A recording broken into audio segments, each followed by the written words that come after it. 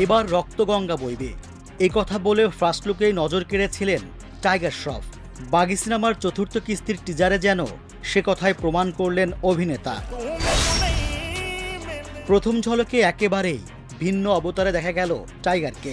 হাতে দ্বৈতকার Butcher knife, আরেক হাতে মদের বোতল, কখনো ঠোঁটে ধরা লোহার রড, আবার কখনো বা সিগারেট।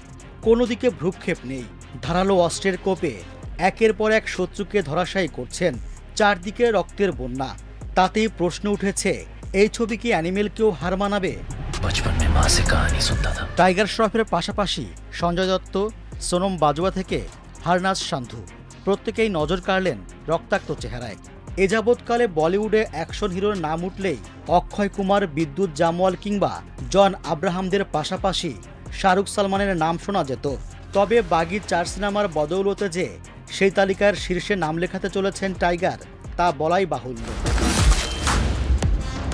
2023 সালে মুক্তিপ্রাপ্ত রণবীর কাপুরের অ্যানিমালে রক্তারক্তি অ্যাকশন দেখে অনেকেরই ভ্রুযুগল আন্দোলিত হয়েছিল। অযাচিতভাবে মারপিটের দৃশ্য রাখার পাশাপাশি হিংস্রতার প্রচার করার অভিযোগ উঠেছিল পরিচালক সন্দীপ রেড্ডি ভাঙার উপর।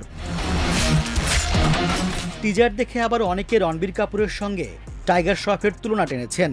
কারো মতে প্রচেষ্টা ভালোই, তবে রণবীরই আসল গুরু, তাকে টপকানো দায়।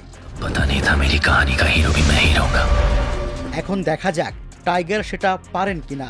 সেজন্য অপেক্ষা করতে হবে সেপ্টেম্বরের 5 তারিখ পর্যন্ত।